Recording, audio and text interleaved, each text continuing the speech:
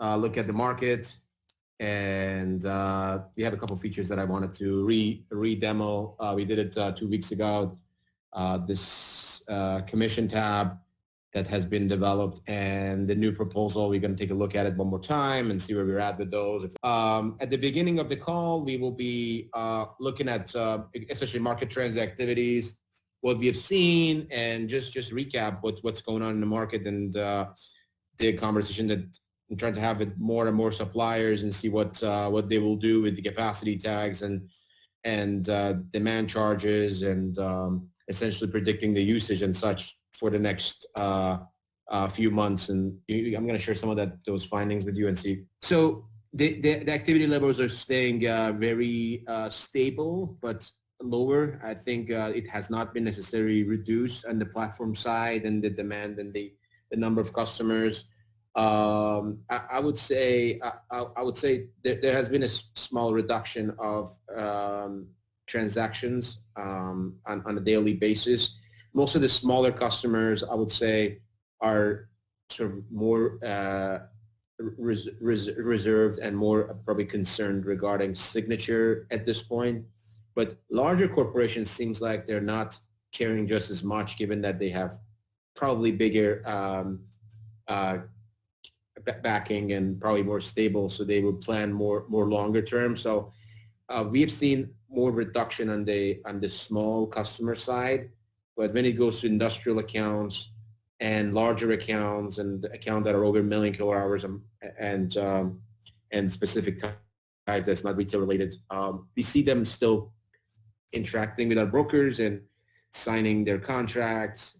Then that has been good, given that I would say we have had small, as I said, drop in the number of transactions since the beginning of the Corona time, but it has a majority on the smaller customer side. But the larger customer base has been pretty active and responsive.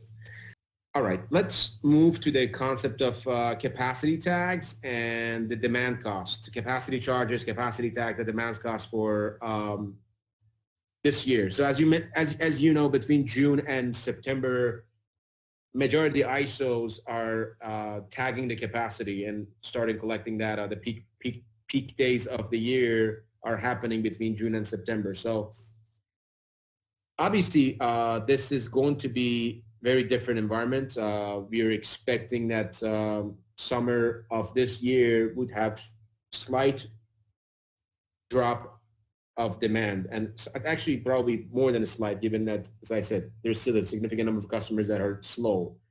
So we will probably be looking at capacity tags that are artificially low at the time. It's temporarily low, but it's not a good indicator of next year, or when you sign a 2-3 year contract. Obviously, you have to base it on the capacity tags at the time of the confirmation of the deal or transaction point. And one of the biggest challenges right now that we see in the market is how to address those capacity tags. Should be updated or not? I was talking to a few suppliers, including EDF and NG, and I heard mostly are in the opinion that this year's tags would not get updated, and we probably rely on last year for the time being, given that it's more reliable. So it's the most reliable piece of information that we have in our hand is really last year's tag. So we are thinking that the demand charges will be, obviously the capacity market will be active, and we will have auctions, so those numbers will be updated, the price per megawatts, but the megawatt tags of the customers probably would stay as it was last year. So we would not see capacity tag update this year, and we are going to use those numbers with the new capacity charge. I think capacity probably would get hit the slight amount. Last week we discussed that.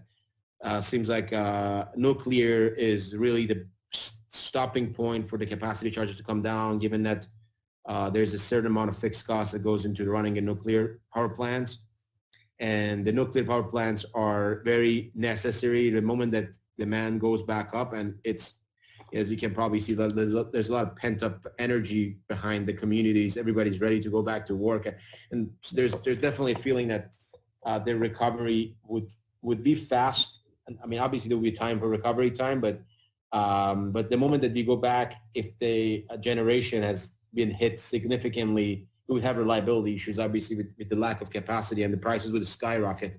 For that reason, probably there will be regulations in the capacity charges and in capacity auctions. The drop is, I think, unavoidable in the capacity charge, given that there's less demand for it. But in order to avoid the loss on the generation side, as I said, especially on the nuclear power plants, we probably would have a cap of how low it can go, and that'll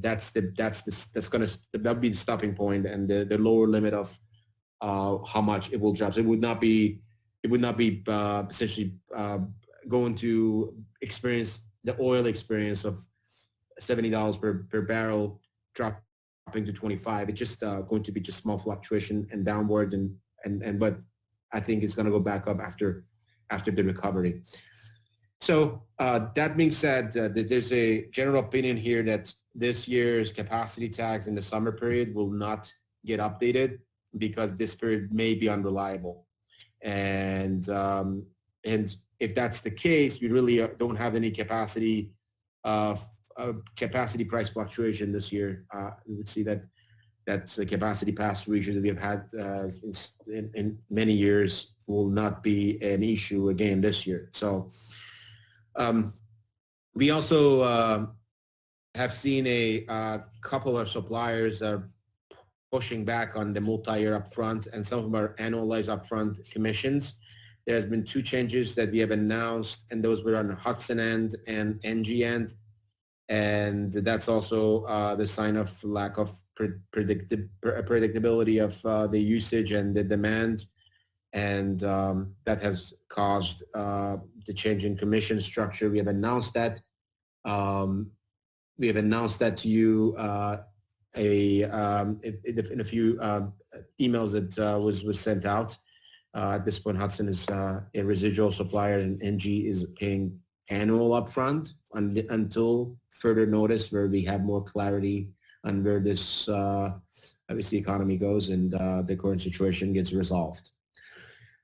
To review the two features that we had 2 weeks ago, we demoed this 2 weeks ago. That's commission, the new commission tab on the contract page, and the new proposal generator. So we'd like to take a look at that one more time and review what it is and what it does.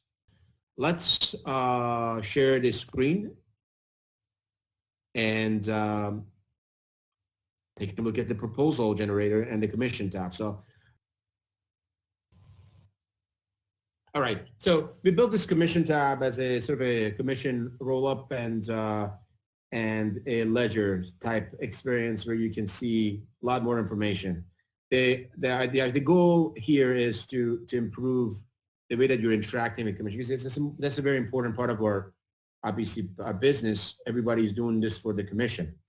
One of the things is, obviously, we are having a lot of questions on, there's questions comes in the form of payment structure, how the specific supplier pays me, what is the details of specific amount that I received on this particular contract, have I received enough commission for my contract that I just signed, what is this future flow of the commission for my account, and those are the type of questions, future accuracy, auditing the commission, payment structure, and all of those, we get a lot of those questions. And so obviously when you get a lot of questions, it's very clear that whatever you do is not as clear as it should be. And it's still, there should be more clarity on that. So we went ahead and build this tab. And when you get a chance, if some of your contract that you have earned commission, some of the contract that has been a year or so old, and hopefully some of the residual, some upfront ones, and take a look at it and see what your thoughts are regarding the structure. But it's really simple. We're starting with an overview. What is a supply and what is the payment rule? As you can see, margin is split, margin cap, notes on the payment. everything is sort of listed here, right? So you see the supplier payment structure right there. You don't have to necessarily go down the report. You open that contract, take a look at, okay, it's supposed to pay this way. Now let's take a look at it. Estimated total commission of certain amount, total actual paid commission, this amount, that can be due to usage discrepancy, right? Because the usage actually is different sometimes than what's being confirmed. But we dig into it later. Then there's more details here. Commission roll-up. There's a confirmation date, effective date, expression date, all the information regarding the contract that you need to know. Then we take a look at the estimated usage, margin, and commission amounts. That information is listed for year by year. And if you take a look at this, there is a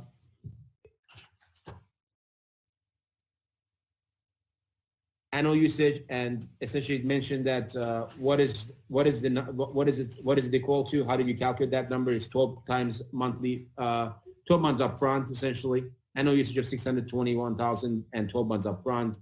That's what this is. So it explains why this number is what it is, and then you can sort of calculate and build it up and see how it was essentially calculated. Then you have the dates, day by day view of the commission, actual paid commission, month by month. You can see that flow, and you can essentially see the actual usage compared to what was. So if you have a question regarding this discrepancy, I see like 7,500 was paid, 8,200 was expected. What is the difference? You can see the usages. These are the usages that actually came in month by month. It was 64,000 and 71,000 and 102, and then you can sum it up or see if the numbers here add up to what it was reported as. And that is to sort of like answer a lot of your questions regarding why is it higher, or why is it lower, or why is it this, and what was the rule of payments, and you can sort of like get clarity on that. So this is a feature that essentially we put a lot of thinking. We took a look at a lot of tickets that you guys have produced, and ultimately put this together for clarity, to remove some of these questions that are essentially repetitive. A lot of people are asking the same questions, and it's obviously our fault because, again, if there's a question that's been coming to us, it's because something is unclear. So we took that response, and we take a look at the history of these tickets, and we built this feature to sort of eliminate potential confusions around commission and make it a little bit simpler to take a look at one contract and audit it. And you can, obviously, we have this paid commission feature. You can see it at the aggregate level with less details, but there's one contract you have questions on. You can dig into, click the contract number, second tab, as it was here. Information is the first tab, and the commission. And then roll down, and you can see a lot of data sitting there for you to look at and evaluate. So before we jump into the proposal generator and cover that piece, the second feature that we rolled out last 3 weeks, we have rolled out these two features, and the landing page is under construction right now, which, as I mentioned, I'm assuming by the end of April we should have that landing page, which last week we demoed. But the other piece was proposal generator, and the new proposal we'll discuss in a second. It's a good time for bottom line reduction. The economy is distressed. So is the commodity market. It drops, and you got to lock it. You got to be smart. That's exactly the time that you want to lock something, when it's low. And the energy typically follows the industrial indexes, and this is exactly for a reason. So you believe that in the next 3 months you're going to be back in business, you're going to be functional, everything normal. I think this is the time to lock in a good contract for your energy. So we provide some of the best quotes, and then we provide a more detailed view of the quotes of all the suppliers and all the terms, summary of the bids and savings and the best bid and all that. And then it goes to budget analysis, which is based on the average for utility cost. And ultimately, it goes to wholesale cost, and it's gives you the this is essentially the market trends, wholesale market trends, the min and max and the ranges of the energy charges, There's indicator of market timing, 79% chance today is the best day to procure, which makes sense given that the market is low. The most important thing is obviously finding opportunities where the environment is a little different, adjusting quicker, and making sure that your business keeps growing. Our platform is perfect tool for interacting with clients now that they cannot even to face or in-person meetings. This is exactly what you need to get the contract in front of them, get it e-signed easily and clearly. And I think there's enough efficiency built for them to be able to view the contract and sign it and take advantage of the rate. I just mentioned that the rates are, as you can see, as historically low. Very good time. Forget about the top line. We can't control it. There's nothing that we can do on that, but the bottom line, you can control it.